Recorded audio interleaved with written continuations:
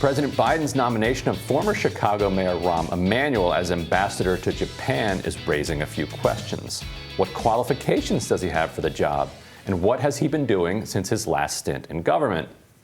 According to the Daily Poster, the answer suggests the ambassadorship is a, quote, payoff for helping Democratic pioneers cement business relationships with Japanese officials. Here to weigh in is the host of the Working People podcast, Max Alvarez, and culture editor at The Federalist, Emily Jashinsky. Max, I'm curious for your take on this because I'm a little bit conflicted. I like the idea of Rahm Emanuel being sent halfway around the world and as a result no longer appearing on cable news. On the other hand, why is everybody so invested in there being a happy ending to his career? That last question is the one that I am constantly hung up on. And I think that it is a really indicative question the longer that, viewers focus on it, right? Because you look at the obvious, things on the table, right? Rahm Emanuel is exceedingly unpopular, right? He has managed to piss off like almost everybody who is not in the elite establishment, right? I mean, even as Chicago mayor, right? I mean, he was as crooked as they come, and it's littered all over his political record. What he did was really kind of use his office of mayor to kind of brute force, more neoliberal policies that would gentrify the city, that would, decimate teachers' unions and all that good stuff, right? He, as the article that we referenced today pointed out by David Sirota, right? I mean, this guy is that typical swamp monster, right? I mean, he has very clear ties, right, to wealthy political donors and interests that have kind of lobbied him and have used him to fight against Medicare for all, which is something that the public desperately needs. And the pain that comes with not having it is, blood on Rahm Emanuel's hands.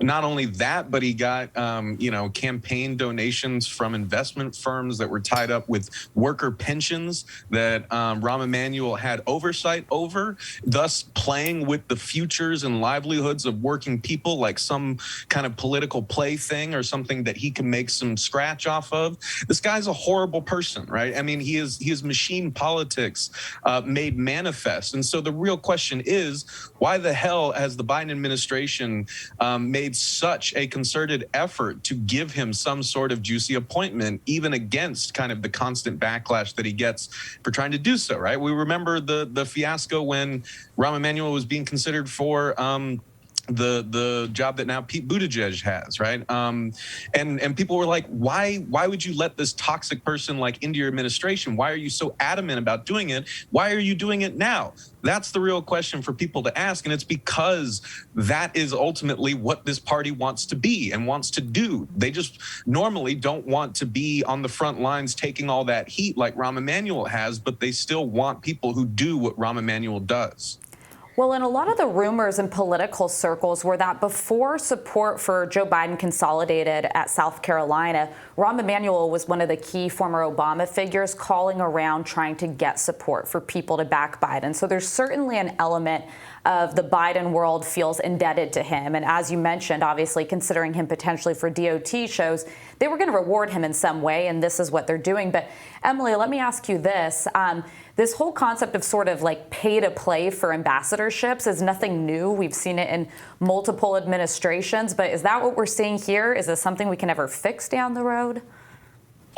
I mean, there's a way to fix it. There's not a will to fix it. And that's really the biggest question. And to answer a question that Max posed, yes, this is who the Democratic Party wants to be. But also that pushback on Rahm Emanuel is not, it doesn't exist in the circles that these Biden people run in, right? Like, his vice president is Kamala Harris. This is not something they care about. Actually, Rahm Emanuel's, maybe his advantage is that he's so shameless about this. Like Max laid it out poetically, how he's just this arch villain and everything he's sort of the embodiment of everything that is wrong with machine politics on the left and in the right. You can find it right there in Rahm Emanuel. And what's probably worse about it in the case of Rahm Emanuel is that he does purport to be sort of a champion for the people. And at the same time as being so shameless about pay to play and all of those other things. But yeah, Max is right. This is who the Democratic Party, at least the establishment wing of the Democratic Party, wants to be. But at the same time, they still honestly don't get it. They don't get it. I think Tony Podesta is back to lobbying. I think I read that last week. Like, his firm had to shutter in the wake of the revelations about the work he was doing for a BS, like a non-existent think tank that was basically like a shell think tank, the European Center for a Modern Ukraine, in the same work that Paul Manafort was doing, and he's back. And this is the same thing that we saw. It's the perfect example of the Obama arc, right? Rahm Emanuel was one of the people who got cut from Obama's birthday party list, but it's the same thing, right? Like having your birthday party in Martha's Vineyard during a pandemic and partying maskless with celebrities is the same thing as giving Rahm Emanuel the ambassadorship to Japan. It's the same thing. They just don't care. And it's just funny. It's like, what is he going to do over there anyway, right? He's just going to eat a lot of sushi and. Well, he's going to make a lot of connections. When he left the Clinton White House, so he got his start there. Well, I mean, he got his start in the DCCC actually, but he really rose through the Clinton administration, and after he left there, he made like $19 million in like a year and a half, setting up deals between different figures that he'd met as a member of the Clinton administration. So and then he quickly went back into politics, running as a pro-war candidate in 2002.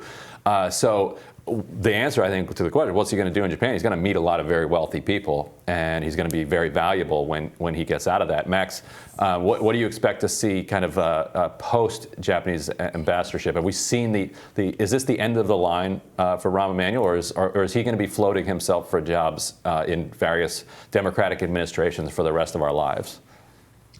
Yeah, I think that 100 years from now, he'll still be skulking somewhere in the West Wing. And I mean, and I think that as nuanced as I want to be, about this, the image that keeps popping up in my head is from Arrested Development, right? With like Rahm Emanuel seems like, kind of the senior Bluth trying to impress these Japanese investors, right? And I think that, there's a larger kind of question here, right, about the geopolitical implications of having someone like Rahm Emanuel in Japan, trying to broker these deals by whatever means necessary, however unsavory, right? There is kind of a constant fear that China is becoming like the ultimate trade partner and business partner with more countries than the United States is, right? And so, that's where they're going to deploy troops like Rahm Emanuel to essentially, in the most sort of technocratic way possible,